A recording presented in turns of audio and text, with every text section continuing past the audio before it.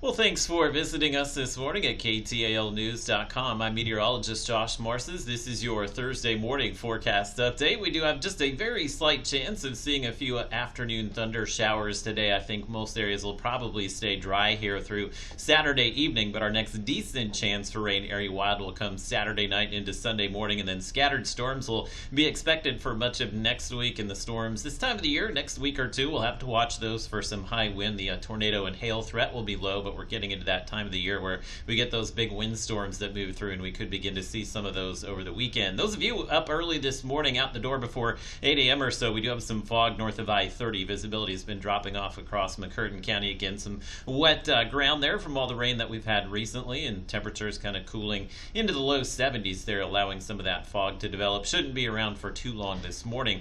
Some storms back to the northwest of us. These will probably stay to the west of us today, but we do expect maybe some outflow from those storms to interact with some of our warm temperatures this afternoon. So it's just an isolated rain chance for the most part, and your temperatures here in the upper 60s, low 70s to get going today. And then most areas kind of similar temperatures to yesterday, as we'll wind up in the 80s as well as the low 90s. A little cooler north of I-30 where we still have that frontal boundary out there. And the dew point in the low 70s will climb a few more degrees, so we're definitely in that steamy category as far as the humidity today. So what's going to happen with that? That will add about 10 degrees to the true feel of these temperatures, especially if you're out in the sun today. So today's heat index in areas like Shreveport will actually wind up close to 100 degrees or so. So just limit your time outside this afternoon if you have to work out there.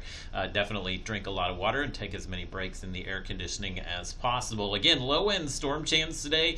We do have a marginal risk, mainly across the north end of McCurtain County. Those storms later tonight will likely stay to the north of us, and then as we go into Saturday, we'll have a better chance of some of those storms reaching us late Saturday. But let me give you a look at Futurecast. Even though most of us will be dry for the next day or two, I did include that 20% chance of maybe just an afternoon pop-up shower. This can be just about anywhere today, but that front's still lingering here across Texas, so I actually think the best rain chances maybe over here in Texas this evening, and then temperatures will cool into the 70s again tonight. We get to Friday. Again, the risk of severe storms will be mainly north of I-30. These storms will actually come in Friday night into Saturday morning, and then we get into Saturday night, and you can see the risk level at level 2, slight risk as far south as I-20. This will probably be our best push of rain coming in over the next few days. So look at your Robbins to Futurecast. That ridge of high pressure will begin to break down somewhat in the next few days here, and that will allow that front north of us to sag in late Saturday into Sunday. These storms here, we could see one of those big wind storms